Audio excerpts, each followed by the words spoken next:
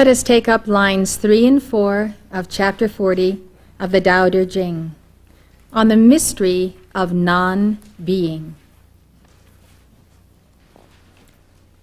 They read, "The things of the world originate in being, and being originates in non-being. The things of the world originate in being, and being originates in non-being." The term non-being might sound somewhat foreboding and untouchable. After all, how can anything that exists be non-being? Quite simply, to Lao Tzu, non-being is that which is nameless, imperceptible, indescribable. It is so absolutely transcendent that he cannot find words to describe it. So he calls it non-being. The word that comes to my mind as I contemplate the mystery of the ineffable is unbeing, meaning that the ineffable cannot be circumscribed. The 3rd century philosopher Wang Pi taught that non-being is the ultimate principle that underlies and unites all things, and that non-being is the equivalent of the Tao. Non-being is the equivalent of the Tao. In the Tao Te Ching, Lao Tzu describes the Tao as mysterious and unfathomable. Everything arises from it, and yet it is unnameable. Lao Tzu writes, "I do not yet know its name. I style it the way." As I said earlier, Tao is usually translated as the way. Were I forced to give it a name, says Lao Tzu, I would call it the Great. I would call it the Great. Toshihiko Izutsu says the namelessness of the way or the Tao is the same as its being, non-being. For whatever is absolutely imperceptible and inconceivable, whatever has no image at all, is for man the same as non-existent. It is nothing, but, he says, it is important to notice that the way appears as nothing only when looked at from our point of view. It is nothing for us because it transcends human cognition. Otherwise, the Tao in itself, far from being nothing, is existence in the fullest sense of the term, for it is the ultimate origin and source of all being. For ordinary human consciousness, the Tao is nothing. It does not exist within the realm of cognition or recognition. But it is not nothing in a purely negative sense. It is not a passive nothing. It is a positive nothing in the sense that it is non-being, pregnant with existence. Author John Noss suggests we think of non-being as unrealized potentiality. Seidel explains, in Lao Tzu's view, non-being is superior to being. It is the void that harbors in itself all potentialities, and without which even being lacks its efficacy. For me, it is simply the unperceived cause behind the perceived effect. As an interesting side note, Wing-Sit Chan explains how the Taoist concept of non-being has influenced Chinese culture. He says the Taoist interest in non-being has counteracted the positivistic tendency in certain Chinese philosophical schools, especially the legalist and Confucian, which often overlook what seems to be non-existent. It was because of the Taoist insistence on the positive value of non-being that empty space has been utilized as a constructive factor in Chinese landscape painting. In this greatest art of China, space is used to combine the various elements into an organic whole and to provide a setting in which the onlooker's imagination may work. By the same token, much is left unsaid in Chinese poetry, for the reader must play a creative role to bring the poetic idea into full realization. The Zen Buddhists have developed to the fullest the themes that real existence is found in the non-existent, and that true words are spoken in silence. But the origin of these themes must be traced to early Taoism. Some of the best examples of this are the poems and koans of Zen Buddhism. Take these 3 Zen haikus. A haiku is a 17-syllable Japanese poem. The butterfly having disappeared, my spirit came back to me. A lovely thing to see through the paper window's hole, the galaxy. Here is one of the most famous poems by the 17th century poet Basho, who is considered to be the greatest Japanese haiku poet. The old pond, a frog jumps in, plop.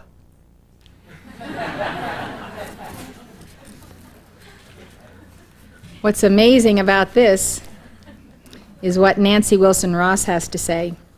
She says these lines are said to represent the moment in which Basho's study of Zen came to its sudden fulfillment, when the mystery of the universe was solved in the plop of the falling frog. I can well identify with this. I think it is in astonishing moments when we observe nature or reality, and somehow we get into another dimension. We are suspended. Things come to a stop as though the universe had stopped, and all of a sudden, through a blade of grass, or a bee, or a bird, like a hummingbird, we suddenly perceive our relationship to the whole. A Zen koan is an anecdote, question, or statement containing a paradox. It is used in Zen Buddhism as a form of spiritual training, to open the student's intuitive mind or as a test of a student's level of attainment. Koans are not solvable by the reasoning mind or intellect.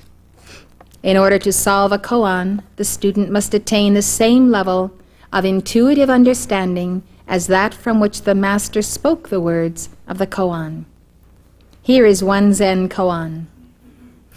If you meet a man of Tao on the way, greet him neither with words nor with silence. Now tell me, how will you greet him?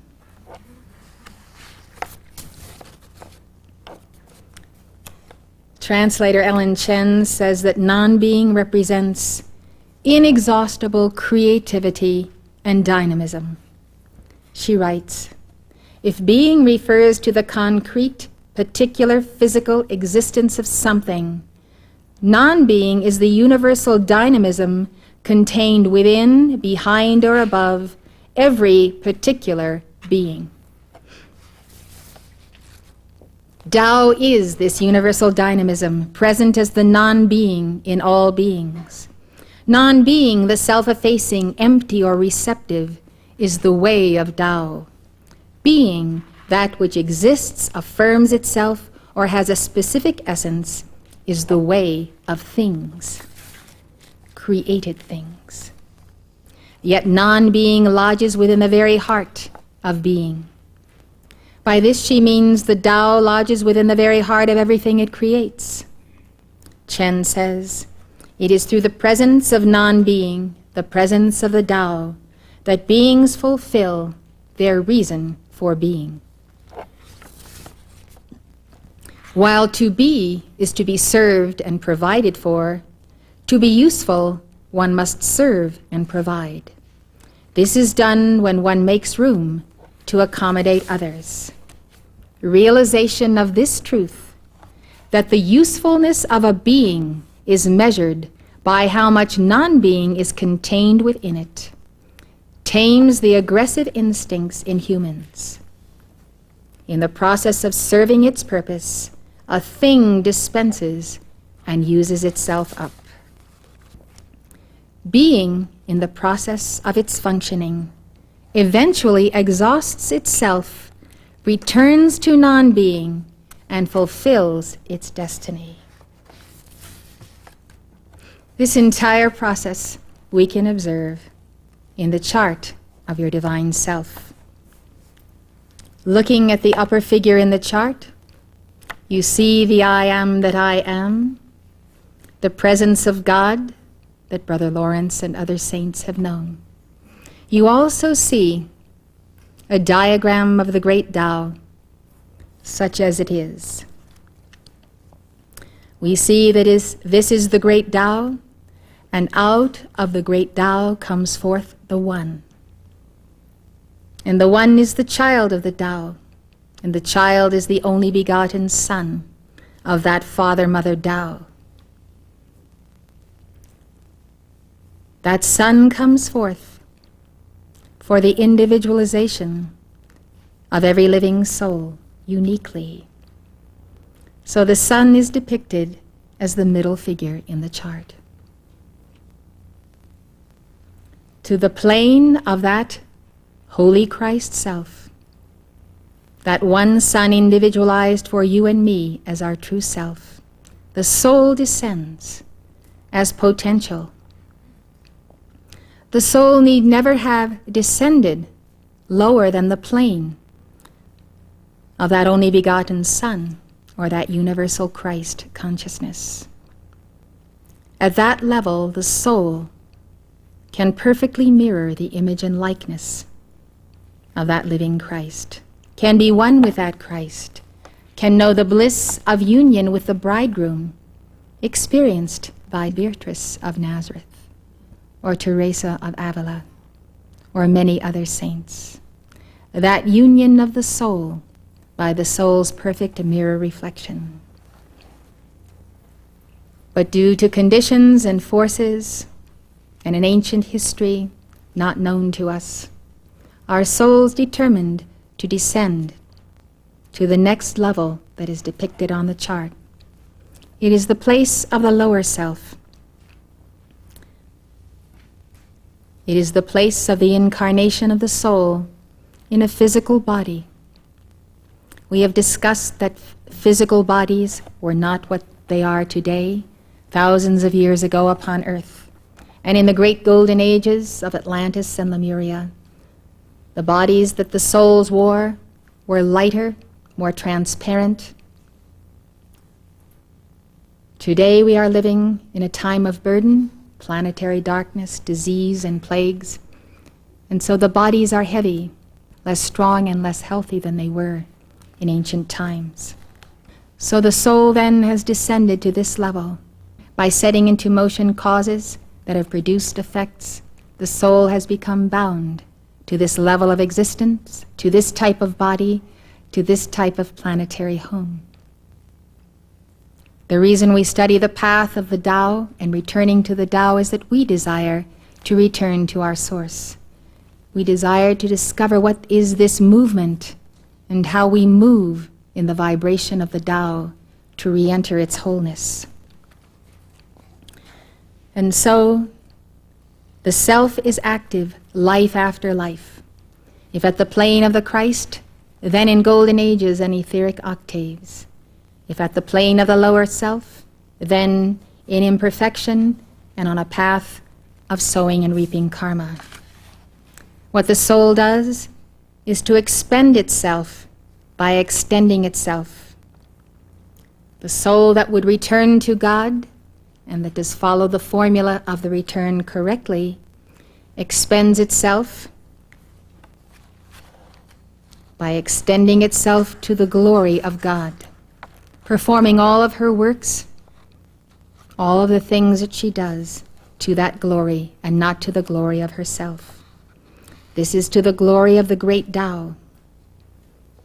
Then, according to the Taoist formula I just read to you, she returns to non-being in what we would call the ritual of the ascent. Immersed then in the great Tao, she yet retains identity with the Tao. Now, for such a one, through self-transcendence, the Tao is no longer non-being, because she now contains the All. Having so defined herself as the Tao, she can also measure the Tao. And that which she can measure is no longer that which is nameless, imperceptible, indescribable. She is now so absolutely transformed in the image and likeness of the Tao that she can find words to describe it. She no longer calls it non-being. She calls it being. This is the logical return to the Logos, the Word. The soul in her ascent back to the Tao comes to the plane of that Holy Christ Self, attains union with that Christ Self. Dressed then in the garment of light, she may enter the great, great Tao. This garment has been called the wedding garment. It is truly a garment of light that is spun by the soul using all of the energy that God has given her for this return. On the other hand, we take another soul, the soul who expends herself in the spending of all that portion of being which has been meted out to her. This is the violation of the Tao. For that portion is an endowment of the Tao for the grand experiment of free will here below. When the soul in the state of the lesser self chooses to use that allotment of life, energy, and consciousness to the glory of the lesser self, she returns to non-being without having entered the spirals of self-transcendence. This state of non-being is self-extinguishment. By the exercise of free will in misusing the light of the great Tao. You see, the soul, shrouded in the lesser self that has misused the light of God, cannot return to non-being because she has not realized true being and the reason for being in the lesser self. She has not taken the opportunity of the descent and her allotment of God's light to exercise free will and to return to the divine whole. Until her purpose is fulfilled below, it cannot be filled above. Returning is the movement of the Tao, and there is neither returning nor movement when the allotted portion of the great Tao is entirely dissipated by the non-permanent lesser self.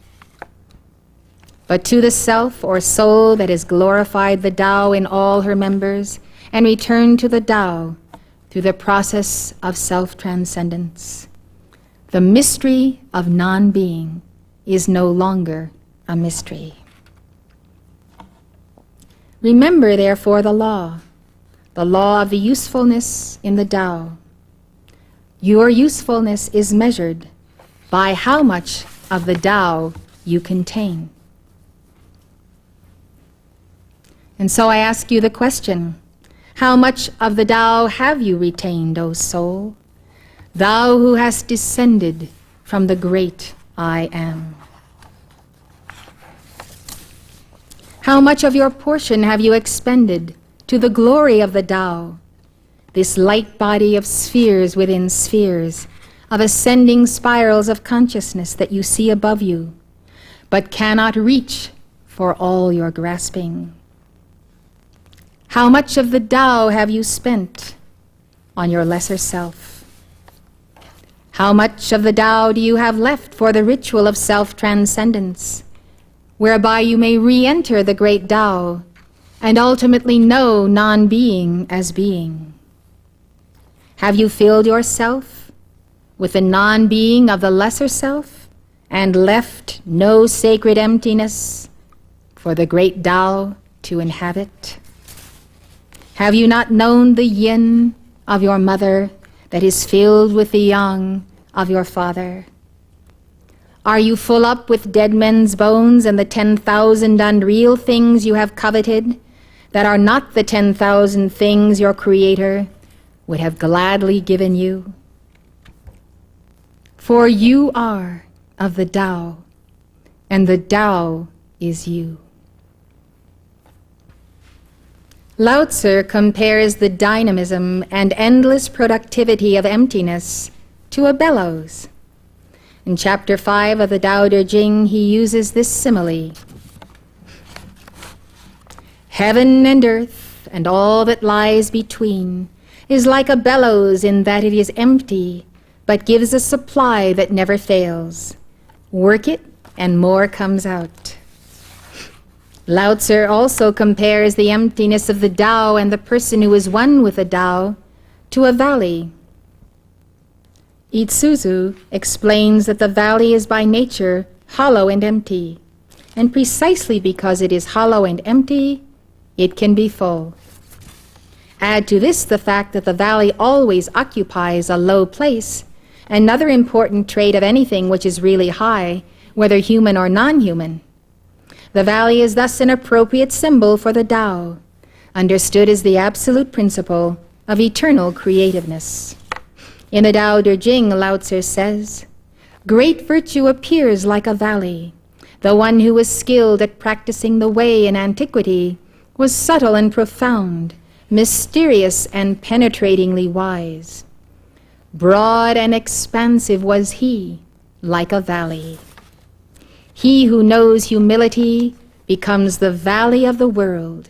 Being the valley of the world, he will be proficient in eternal virtue." The 18th century Taoist adept and scholar Liu Yiming elaborates on what it means to be like a valley. When a person shouts in an empty valley, he says, there is a reverberation of sound. In folklore, this is called the valley spirit. Because it has a voice but no form, it is called the spirit of the valley. What I realize as I observe this is the Tao, that is the way, of nurturing the spirit of emptiness. If people can be empty within, this is the valley. Within emptiness there is a point of spiritual energy, hidden inside. This is the spirit. This valley is tranquil and unperturbed. This spirit is sensitive and effective. Only the valley can be spiritual. Without the valley there is no spirituality. The marvel of the spirit is only in the valley. People of the world are full of personal desires that block up the spiritual opening, polluting it in 100 ways. How can they have a valley? Since they do not have the valley, they are confused and troubled, like drunkards or dreamers. Their spiritual energy wanes away. So how can they have the spirit? Once they have lost the spirit, even though alive, they are as dead.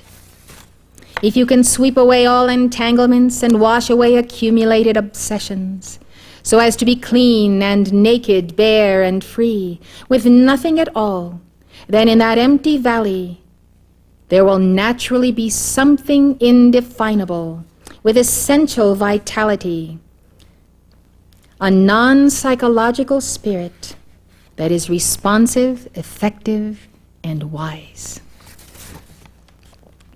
Let go, it fills the universe. Wrapped up, it is stored in secrecy. Thereby one can be a peer of heaven above and earth below. Becoming an empty valley so you can be filled with what Liu Yiming calls spiritual energy is a theme sounded by mystics in many of the world's religions. Teresa of Avila wrote, God doesn't give himself completely until we give ourselves completely. He never works in the soul as he does when it is totally his without any obstacle. The idea of self-emptying oneself to allow room for God to enter in is a topic we took up when we discussed chapter 39 of the Tao Te Ching.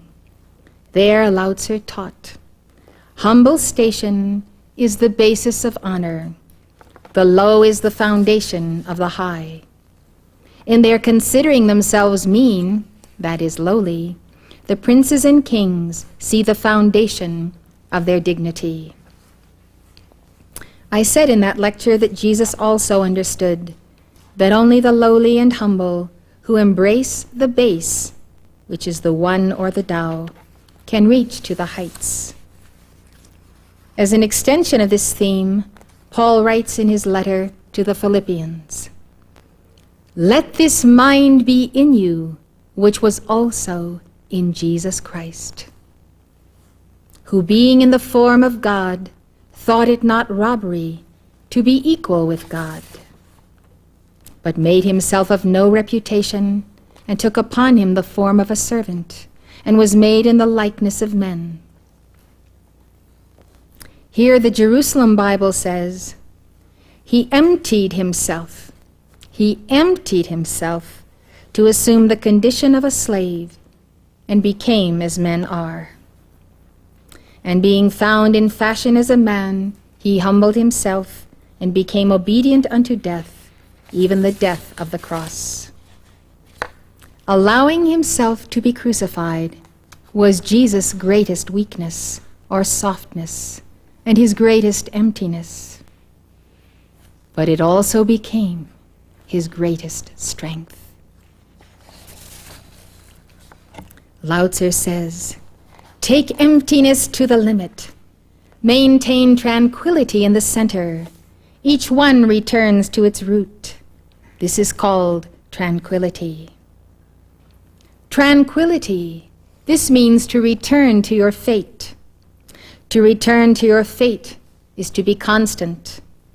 To know the constant is to be wise.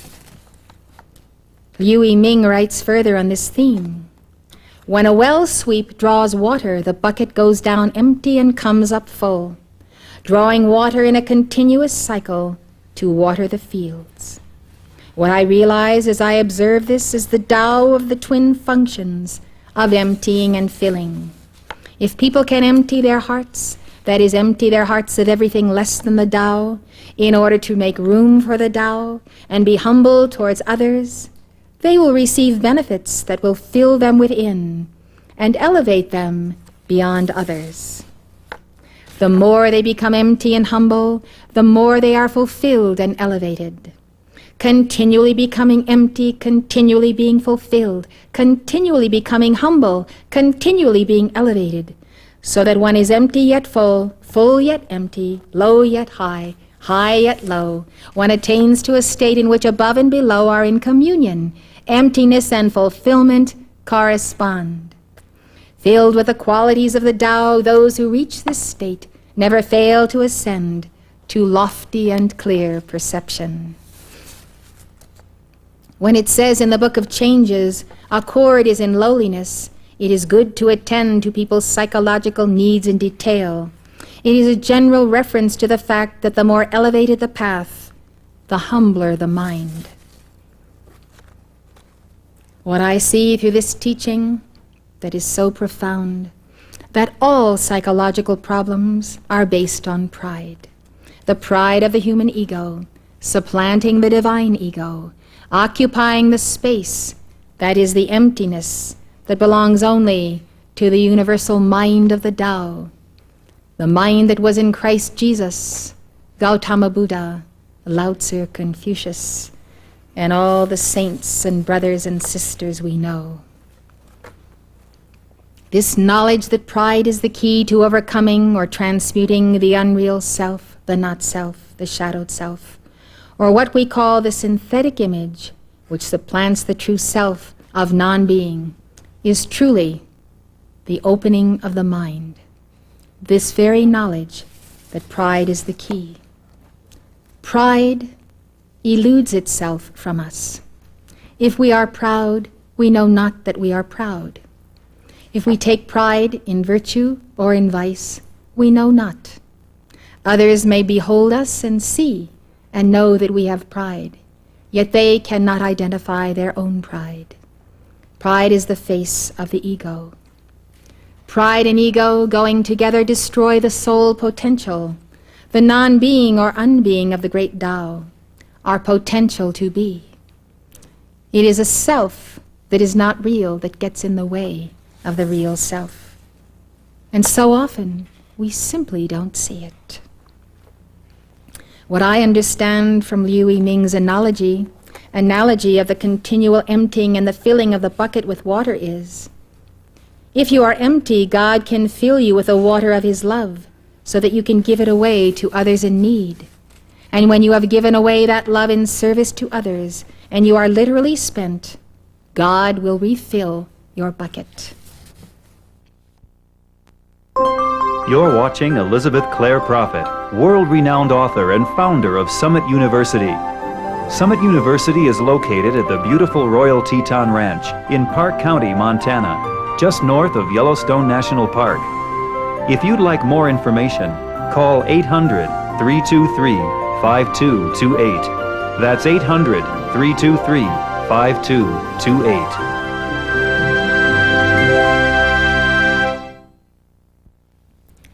I want to talk to you now about the Sufi poet, Rumi. He speaks of the self-emptying process as the abandonment of self, that is the lesser self. He writes, before it is annihilated, no single soul finds admittance to the divine hall of audience. What is ascension to heaven, he asks. It is this, annihilation of self. I believe he is talking about the annihilation of the pride of the self and the ego of the self. Self-abandonment, he says, is the creed and religion of lovers. For me, God is my divine lover, who pursues my soul with abandonment, as my soul pursues him with total abandonment. Thus, having totally abandoned self, I am clothed with himself, and I am become him, and he has become me. Oh, what a great lightness it is to be unburdened from the sense of self. We speak of the soul as the fallen potential that must rise to the place of her origin, to be fully redeemed in God, the great Tao. We speak of the annihilation of the synthetic self, the self-created ego, that is the antithesis of the God self-created ego. But we also speak of the annihilation of the soul in the second death, as noted by John in Revelation 20:14 and 21:8.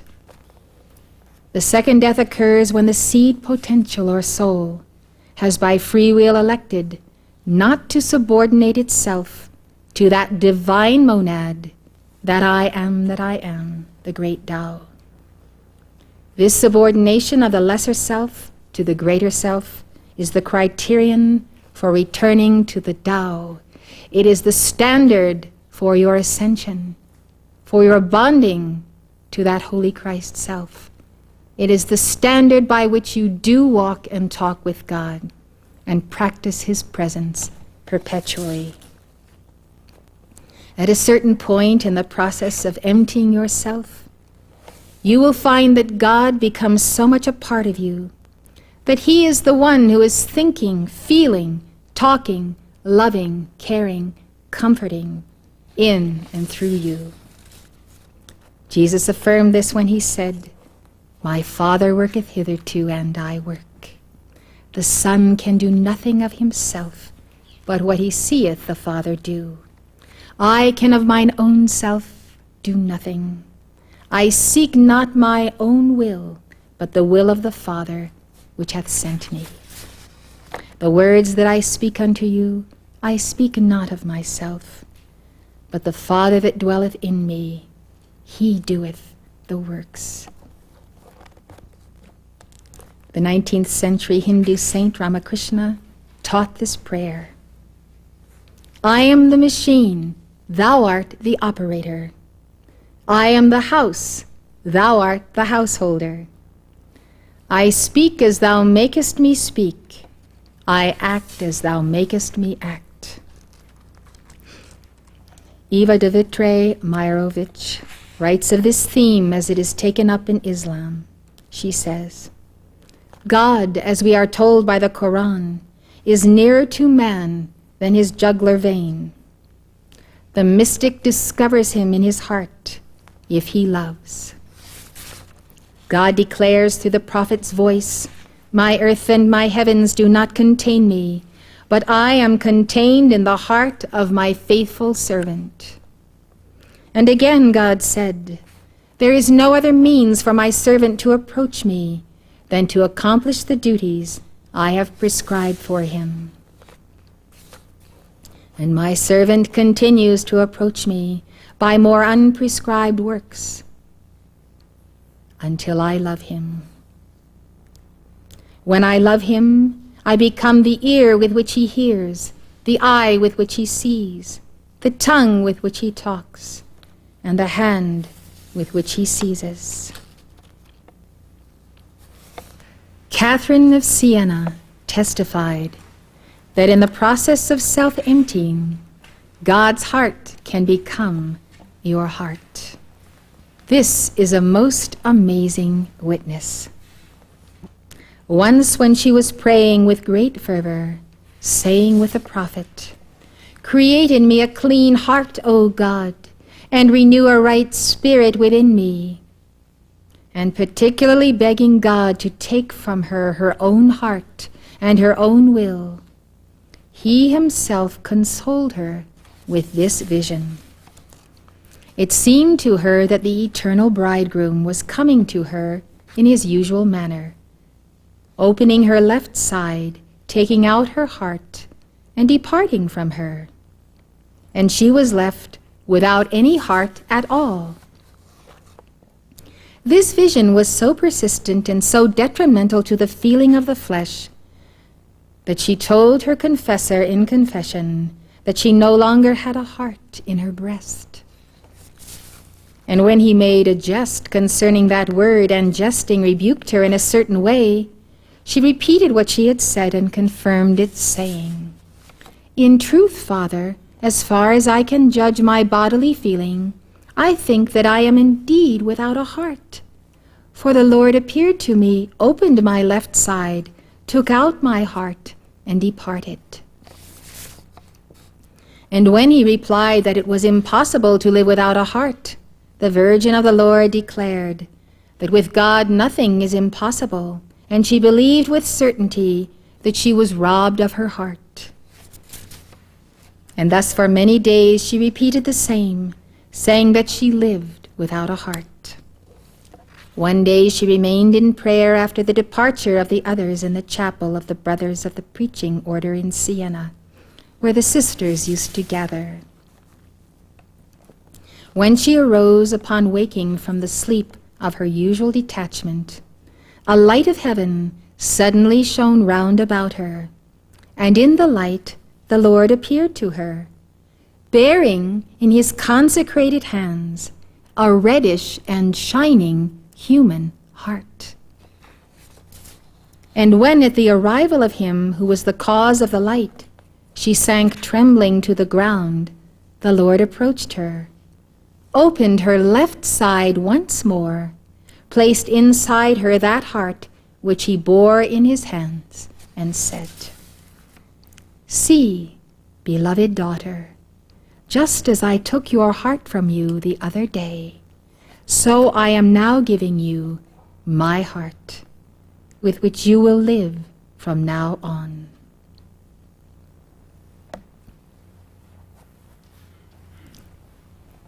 Catherine had merited having the heart of Jesus because she was able to retain it. When you have so much love in your heart that you are able to retain Jesus' heart, He will give you that sacred heart permanently. As Lao Tzu says, can you keep the Spirit and embrace the One without departing from them? Can you concentrate your vital force and achieve the highest degree of weakness like an infant? Can you wipe and cleanse your vision of the mystery till all is without blur? I have to think in my heart that the ancient Taoists became Christian mystics, and that the Christian mystics became Taoists. They are so intertwined in the understanding of the same mystery. Take, for instance, the 10th century Byzantine monk and mystic, Saint Simeon, the New Theologian. He expressed his oneness with Christ in his love songs to God. Love songs to God. I'm going to read to you his lines and insert the parallels that I find between the contemplations of the Taoist mystic and Simeon's own. For me, to do this is a sublime experience. Saint Simeon says, I am loved by him who is not in this world, and amid this cell see him who is outside the world. I sit upon my bed and abide outside the world, yet I see him who is eternal and yet born, and speak with him, and dare to say, I love, for he loves me. I feed on contemplation. I clothe myself in it. United with him, I transcend the heavens. And that all this is true and certain, I know. But where this body is then, of that I have no cognizance. I know that he who is unmoved descends. I know that he who is by nature such that no eye may gaze upon him is gazed upon by me. I know that he who is far removed from every creature takes me up in himself and hides me in his arms, and I find myself outside the whole world. He whom no eye may gaze upon, and he who is far removed from every creature, is like the Tao, formless, intangible, yet all-pervading. Lao Tzu said in the Tao Te Ching, the great image has no shape. The Tao is great, but has no name. Tao is hidden and nameless, yet it is Tao alone that skillfully provides for all and brings them to perfection. Saint Simeon says, and then again, I who am mortal and an insignificant person in the world, behold the entire creator of the world in myself. And even while I live, I embrace all blossoming life in myself, and know that I shall not die. Lao Tzu writes in chapter 16 of the Tao Te Ching, he who attains Tao is everlasting. Though his body may decay, he never perishes. Saint Simeon writes, in my heart he is, and dwells in heaven. Here and there I see him in the same radiance. We are limbs of Christ. Christ is our limb, and my hand, the hand of the poorest creature, is Christ. And my foot is Christ, and I, the poorest creature, am the hand and foot of Christ. I move my hand, and so does Christ. For he, in entirety, is my hand. Here we remember the words of Liu Yiming. The more people become empty and humble, the more they are fulfilled and elevated. Continually becoming empty, continually being fulfilled, continually becoming humble, continually being elevated, so that one is empty yet full, full yet empty, low yet high, high yet low. One attains to a state in which above and below are in communion. Emptiness and fulfillment correspond. Filled with the qualities of the Tao, those who reach this state never fail to ascend to lofty and clear perception. Saint Simeon says, "You must understand that the Godhead is undivided. I move my foot, it shines as he does. Say not that I blaspheme, but confirm this and adore Christ, who has made you so. For you too, if you will, can become his limb." And so all the limbs of each of us will become limbs of Christ, and Christ will become our limb. And he will make all that is ugly and ill-formed beautiful and well-formed, adorning it with the splendor and dignity of his divinity. And we shall all together become gods, intimately united with God, aware of no blemish on our bodies, but sharing fully in the resemblance to the entire body of Christ. So each of us shall have all of Christ, for the one, when he has become many, remains one, undivided. But every part is the whole Christ. He himself is present and shines in my poor heart, clothes me in immortal splendor, and shines through all my limbs, embraces me wholly, kisses me wholly, and gives himself entirely to me, unworthy as I am. As Lao Tzu said, "He who knows humility becomes the valley of the world. His emptiness allows him to become filled with the Tao." Liu Yiming said, "If you can sweep away all entanglements and wash away accumulated obsessions, so as to be clean and naked, bare and free with nothing at all, then in that empty valley there will naturally be something indefinable with essential vitality." Saint Simeon writes, "And I take my fill of his love and beauty, and am filled with the rapture and sweetness of the Godhead. I receive a share in the light, a share in the glory, and my countenance shines like that of him who is my desire, and all my limbs become bright. I become more splendid than the splendid, richer than the rich, mightier than all the wielders of might. And I am greater than kings and far more honored than all visible things, not only the earth and what is on earth, but even heaven and what is in the heavens. Since I have with me the shaper of all things, to whom belongs the praise and the honor, now and eternally. Amen." When he had filled me with heavenly joy, he flew away and took my spirit, my mind, and my desire for all earthly things with him. And following him, my spirit demanded to embrace the splendor I had beheld, but did not find him as creature, and did not succeed in going out from among the creatures, that it might embrace the uncreated and uncomprehended splendor. The uncreated and uncomprehended splendor.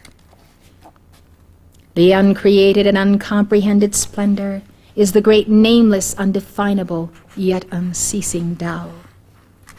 Lao Tzu says, "We look at it and do not see it. Its name is the invisible. We listen to it and do not hear it. Its name is the inaudible. We touch it and do not find it. Its name is the subtle or formless." Saint Simeon says. And I lamented and sorrowed and burned in my core and lived like one removed in spirit. But he came at his own will, and descending like a bright cloud of mist, seemed to surround my head entirely, so that I cried out in consternation. But he, flying off again, left me alone, and when I laboriously sought him, I suddenly came to know that he was in myself. And in the center of my heart, he appeared like the light of a sun, round as a circle.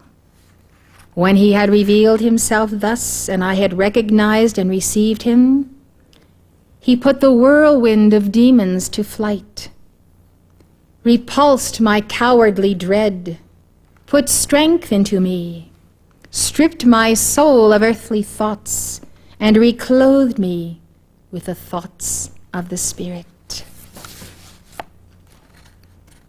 From the things that are seen, he severed me, and with those that are not seen, he connected me.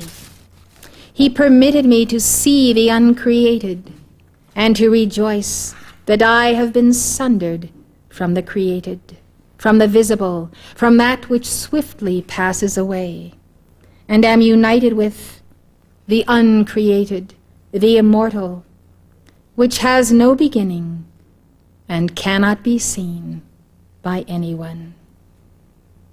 Such is mercy. Thank you very much, everyone. This concludes our message for today.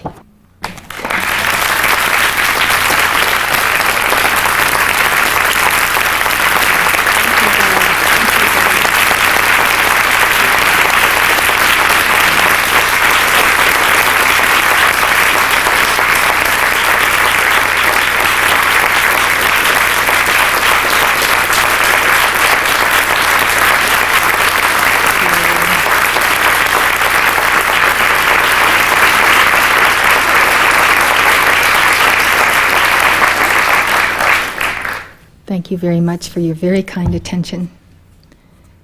I'm so grateful for your presence, because I know no greater joy in life than to be able to deliver these teachings.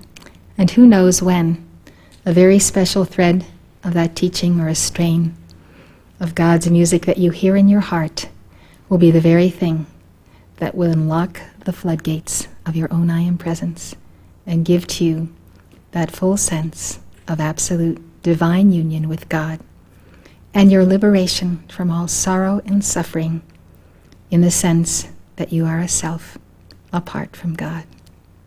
When you think about it, that never, ever could be the truth, because God has never left you alone, and His presence is with you and in you, and all the saints testify to it. I am sure that you have had, as I have had in this experience of these teachings, a new and profound understanding of our path and of the meaning of Jesus' teachings in the setting of Taoism.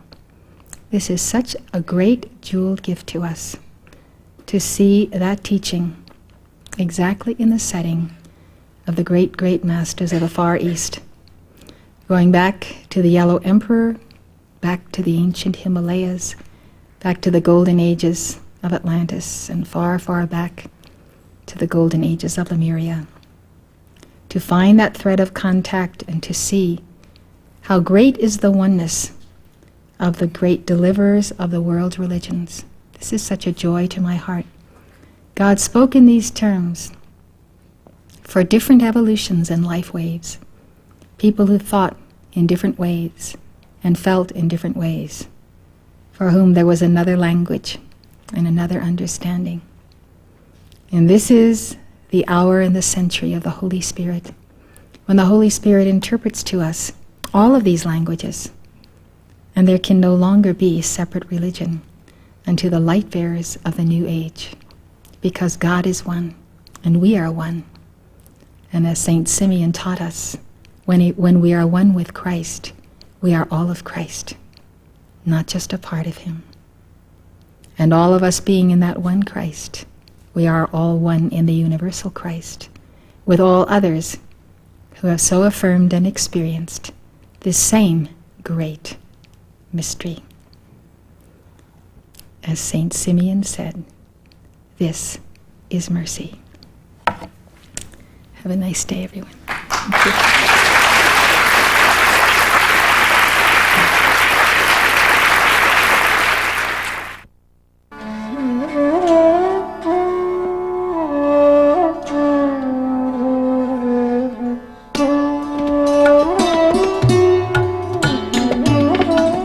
For more information on the mystical paths of the world's religions, call toll-free 1-800-323-5228. The preceding program was presented by Summit University, Box A, Livingston, Montana, 59047 1390. If you'd like to know more, call this number or write this address.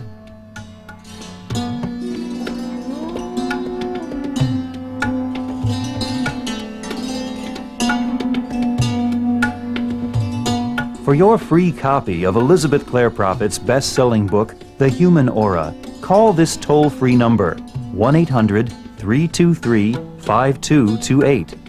This is a limited-time offer, so call now for your free book. That's 1-800-323-5228.